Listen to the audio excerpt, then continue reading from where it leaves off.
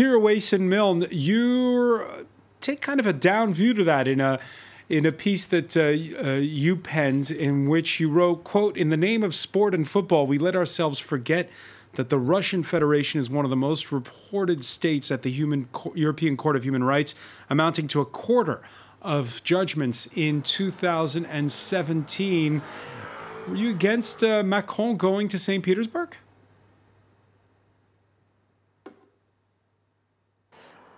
I'm not per se against President Macron's presence in Russia for the game. I think what I was more trying to transmit in the article was the fact that if we take a step back from the purely sport and football aspect of this World Cup in Russia, it definitely is part of a trend that we have seen develop over the past 10, 20 years, where hosting these mega sporting events has become so expensive that more and more Western quotation mark states are less and less willing to bid and to host the events themselves, which in itself is very encouraging because it means that the events are becoming more inclusive and less Western-centric.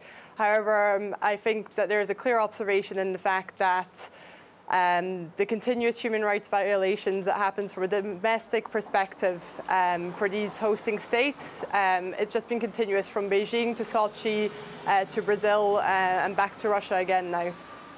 Yet we heard lots of fans in Russia interviewed saying this is great, we're meeting people from around the world. When Russia won that shock knockout phase game against Spain, there were spontaneous celebrations on the streets. This in a country that usually looks down on any kind of crowds that get together in a spontaneous manner.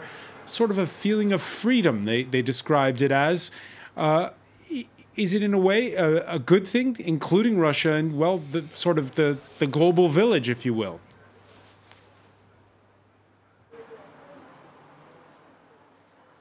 I think that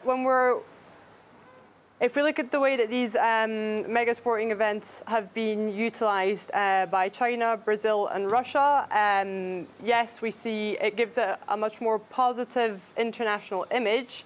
However, I think it's very safe to say that these changes remain very superficial. So just talking about the human rights, from the human right aspect, between the moment that the bid is awarded, during the whole preparation phase and then the unfolding of the event itself, for the communities and the populations who are living in these districts, the situation gets bad and usually worsens when already the upholding and the respect of human rights are rather negative to start with. So I think superficial is perhaps a word to bear in mind.